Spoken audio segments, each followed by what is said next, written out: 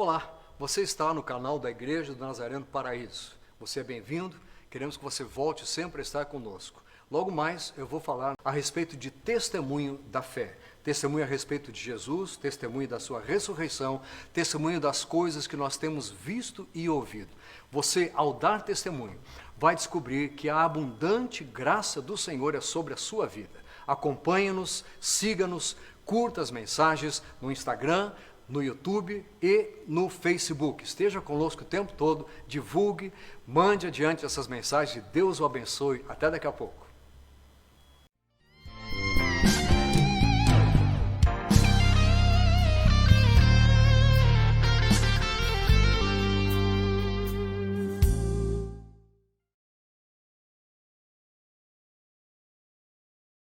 Boa noite. Vamos falar um pouquinho sobre testemunho da fé. Eu queria ler o que está aqui em Atos, capítulo 4, versículo 32, que diz: da multidão dos que creram, era um o coração e a alma. Ninguém considerava exclusivamente sua nenhuma das coisas que possuía. Tudo, porém, lhes era comum. Com grande poder, os apóstolos davam testemunho da ressurreição do Senhor Jesus, e em todos eles havia abundante graça, pois nenhum necessitado havia entre eles, porquanto os que possuíam terras ou casas, vendendo-as, traziam os valores correspondentes e depositavam aos pés dos apóstolos, então se distribuía a qualquer um à medida que alguém tinha necessidade. Esse era o procedimento da igreja cristã de Jerusalém, igreja primitiva, porque achavam que Jesus voltaria logo e pensavam, bem, vamos tratar igualmente a todos, vamos distribuir o que temos enquanto aguardamos a volta de Jesus. Tal era o entendimento deles sobre a volta de Jesus. Mas eu queria focar neste aspecto de que no meio disso tudo aparece o testemunho. Diz aqui que com grande poder os apóstolos davam testemunho da ressurreição de Jesus e em todos eles havia abundante graça. Gostaria de falar hoje e no próximo domingo a respeito disso com você.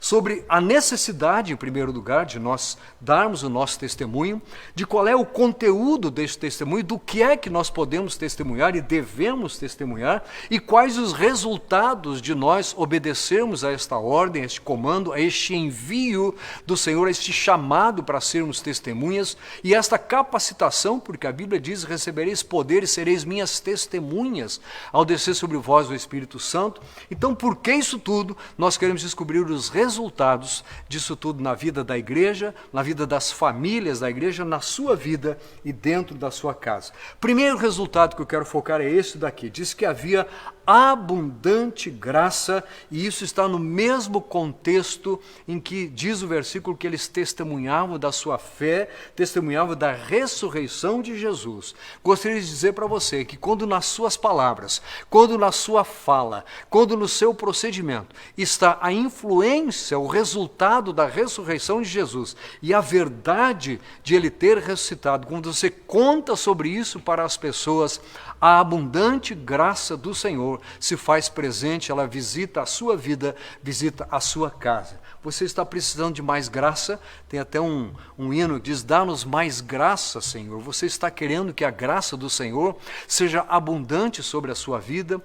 Pesquise, descubra se o que está faltando não é, em vez de a graça diretamente, talvez um pouco de testemunho da sua parte, porque a Bíblia diz aqui que quando eles davam testemunho, faziam isso com poder, porque era o poder do Espírito dado por Deus. Esse poder independe dos apóstolos, ele vem de Deus, mas eles aceitaram o desafio de testemunhar a respeito da sua fé, e havia abundante graça, e diz aqui, em todos eles, não era para alguns. Às vezes olhamos para o lado e dizemos, puxa, aquela pessoa foi abençoada por Deus, Deus seja louvado pela graça que ele fez recair ou cair sobre a vida daquela pessoa. Mas aqui diz que quando há testemunho, a graça do Senhor é abundante sobre a vida de todos. O que aconteceu neste dia aqui? Foi logo depois de do resultado do que Pedro e João estavam fazendo, de como eles estavam agindo e tal. E diz lá no começo do capítulo 4, que eles falavam ainda ao povo quando sobrevieram os sacerdotes, o capitão do templo e os saduceus, ressentidos por ensinarem o povo e anunciarem em Jesus a ressurreição dentre os mortos. Quero dizer para você, querido, sem medo de errar, que quanto mais nos aproximamos do dia da volta de Jesus, tanto mais as pessoas vão ficar ressentidas de nós falarmos sobre a ressurreição de Jesus. Há todo um movimento para mudarem o calendário. Estamos ouvindo de movimentos aqui e ali para não chamarmos mais de AC e DC, ou AC e BC, dependendo da língua, de antes de Cristo, depois de Cristo, e sim de era normal. Era atual e antes da era de agora. Querem tirar o nome de Jesus até da época. Então, até essa divisão de épocas que nós afirmávamos ser uma marca da ressurreição, do nascimento e da ressurreição de Jesus, até isso querem tirar do nosso habitual, do dia a dia. Tal é o ódio, porque a ressurreição de Jesus continua sendo a marca contrária ao procedimento vil do ser humano. Aquilo que defende as ideias de Deus, aquilo que impõe sobre a sociedade o peso de não se portarem, de não agirem da maneira que Deus quer, advém do fato de Jesus ter ressuscitado, fato incontestável. Homens que tinham desistido de falar das coisas de Jesus depois de o verem ressuscitado, sentiram-se animados e foram tão tocados, tão transformados, que viveram até morrerem de mortes terríveis por causa do seu testemunho da ressurreição de Jesus. O seu testemunho precisa ser da ressurreição de Jesus. Ele ressuscitou e ele veio para dar vida para você. A vida que você tem é consequência de ele mesmo estar transferindo a vida dele para você. Paulo diz que a vida que nós temos, que nós vivemos na carne, não é nossa, ela é de Jesus. Já não vivo eu, mas Cristo vive em mim. Voltando ao texto aqui, então, estavam ressentidos de aquelas pessoas anunciarem a ressurreição dentre os mortos em Jesus. E os prenderam, recolhendo-os ao cárcere até ao dia seguinte, pois já era tarde. Muitos, porém, dos que ouviram a palavra a aceitaram, subindo o número de homens a quase 5.000 convertidos, salvos naqueles dias, por causa da operação de Deus através daqueles homens, por causa do milagre, por causa da cura daquela pessoa na entrada do templo, enfim. No dia seguinte, reuniram-se em Jerusalém as autoridades, os anciãos, os escribas, com o sumo sacerdote Anás, Caifás, João, Alexandre e todos os que eram da linhagem do sumo sacerdote. E pondo-os perante eles, os arguíram: com que poder e em nome de quem fizestes isto? Então Pedro, cheio do Espírito Santo, promessa de Jesus, recebereis o poder ao descer sobre vós o Espírito Santo, lhes disse: autoridades. A palavra também, na promessa de Jesus, diz que quando formos levados diante de autoridades, não devemos temer, porque há de nos ser concedido aquilo que nós devemos falar. Foi isso que aconteceu com Pedro nesse momento.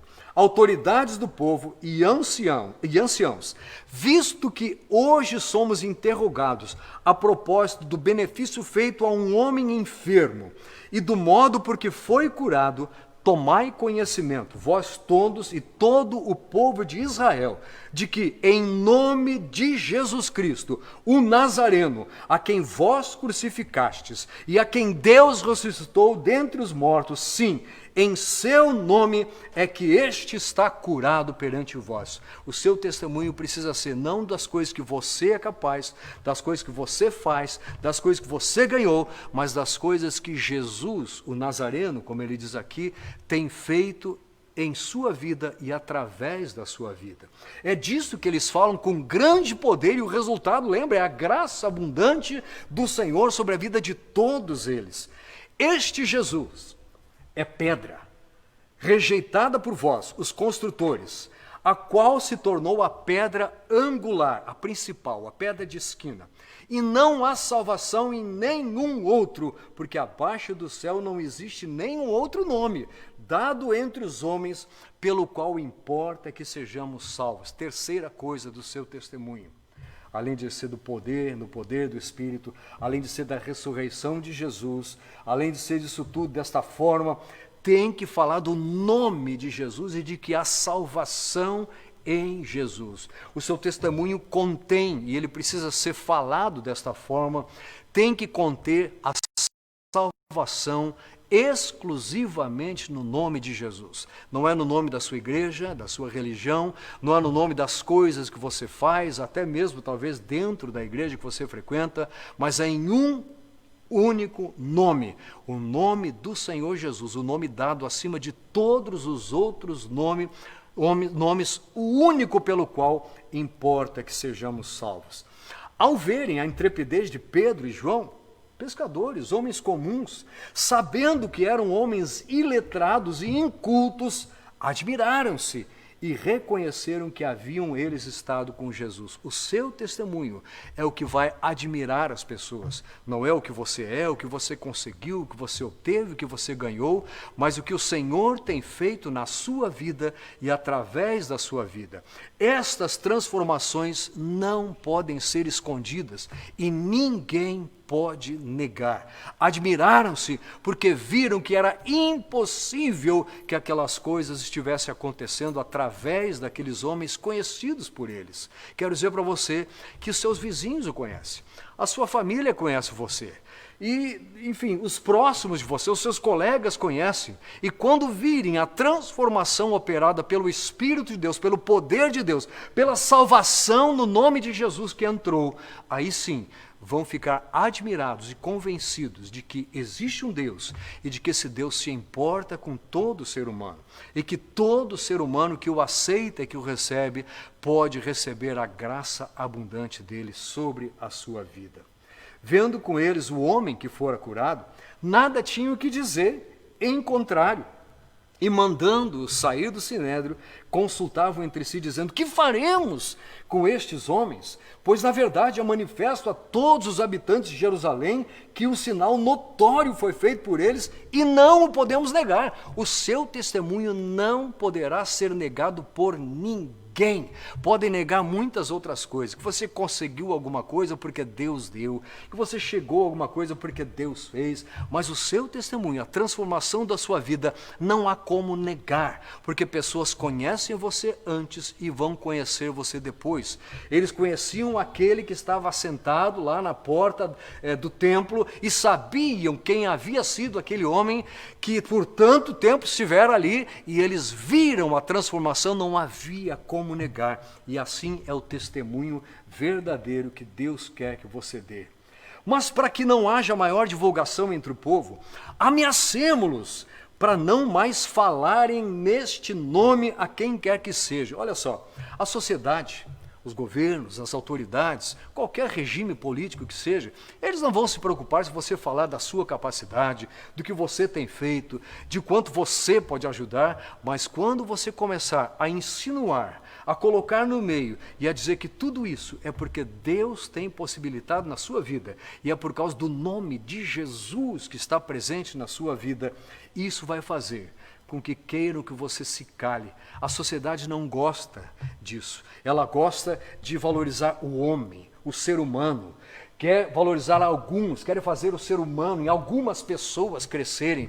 Mas quando outro nome começa a aparecer, e este nome é o nome de Jesus, há uma inquietação nos corações. Há uma perseguição, velada por enquanto. Ela há de crescer quanto mais perto da volta de Jesus chegarmos, mas que leva as pessoas a quererem que você se cale. Esta é a perseguição que Jesus disse que nós sofreríamos nos nossos dias. Mas, diziam então, chamando-os, ordenaram-lhes que absolutamente não falassem nem ensinassem em o nome de Jesus. Mas preste atenção, eu vou fechar essa mensagem com esses 2 versículos. Mas Pedro e João lhes responderam: julgai se é justo diante de Deus ouvir-vos antes a vós outros do que a Deus, pois nós não podemos deixar de falar das coisas que vimos e ouvimos. Há um segredo profundo aqui. Testemunho é das coisas que nós vimos e ouvimos. Eu vou mostrar semana que vem, no mínimo mais 4 passagens ou 5, em que esta mesma expressão aparece sobre testemunho. Testemunho é sobre aquilo que nós vimos e ouvimos. Comece a catalogar, comece a marcar, a escrever, a relatar para você mesmo as coisas que você tem visto Deus operar na sua vida, as coisas que você tem ouvido a respeito de Deus durante a sua caminhada aqui, e tenha isso na ponta da sua língua, para testemunhar a todo aquele que pedir a razão da esperança que há na sua vida. Este é o testemunho do qual o nosso mundo sempre precisou, continua precisando e cada vez mais vai precisar, tanto mais quanto nos aproximamos do dia da volta de Jesus. Nós não podemos deixar de falar das coisas que vimos e ouvimos. Vai acontecer um fenômeno em paralelo aí. Você vai começar a ver e ouvir mais coisas. Quem sabe Deus vai começar a falar diretamente com você, porque a Bíblia diz: anunciar-te-ei coisas grandes e ocultas que não sabes.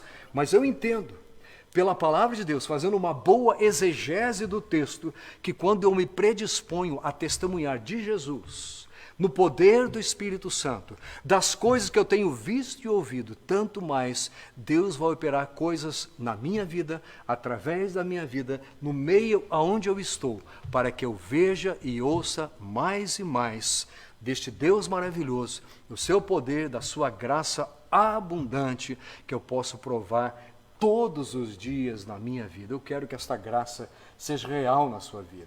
Eu quero que, assim como eles davam testemunho com grande poder da ressurreição de Jesus, você também possa testemunhar de Jesus ressurreto, Jesus vivo, e para que, depois disso tudo, a abundante graça do Senhor seja depositada sobre a sua vida. Em primeiro lugar, para que você persista, porque você vai em frente, se mantenha firme até o dia da volta de Jesus, mas também para que você destile esta graça aonde você estiver, que outros percebam, que não mais digam a respeito de você como ele ou como ela é volúvel. Um dia parece um cristão verdadeiro, outro dia parece uma pessoa qualquer, trata mal os outros, que a graça de Deus seja abundante sobre a sua vida. Amém? A Bíblia diz: pela graça sois salvos mediante a fé. A graça de Deus é aquilo que Deus nos dá, sem que nós mereçamos. Então eu vou dizer para você, nesse momento, numa atitude de entrega, de humildade, de humilhação perante o Senhor, entregue a sua vida nas mãos dele, e a graça dele vai ser abundante sobre a sua vida. Mas um segredo: predisponha-se a testemunhar, a contar para as pessoas das coisas que você vai começar a ver e ouvir no seu dia a dia. A juntar aquelas que você já viu e ouviu e acrescentar isso para compor o seu testemunho. Que Deus o abençoe. Ore comigo. Amado Pai Celestial, obrigado porque o Senhor nos tem incentivado e chamado a sermos tuas testemunhas. O Senhor não nos deixa sós. O Senhor depositou, derramou sobre nós o poder do Espírito para que nós sejamos estas testemunhas. Hoje quero pedir, Senhor, por todos esses que estão ouvindo e acompanhando esta mensagem, que estão meditando na Tua Palavra, que o Teu poder esteja neste lar, esteja sobre esta vida, que o Senhor, em nome de Jesus, promova na vida deste querido, desta amada, aquilo que é a Tua vontade, e que todos os que estão nos ouvindo hoje estejam assim decididos, determinados a manter o seu bom testemunho a respeito de Jesus, da ressurreição de Jesus, do nome de Jesus, no poder do Espírito, todos os dias, sobre as coisas que eles já têm visto e ouvido, que vão ainda ver e ouvir. É no nome de Jesus que derrama esta abundante graça sobre nós, que agradeço juntamente com esses queridos. Em nome dele, amém. Acompanhe-nos, inscreva-se, siga-nos no Instagram, no Facebook e no YouTube, esteja conosco, ouça a palavra de Deus, repasse, divulgue estas mensagens para que muito mais pessoas ouçam a palavra do Senhor e tenham desta abundante graça sobre as suas vidas. Deus o abençoe em nome do Senhor Jesus. Obrigado.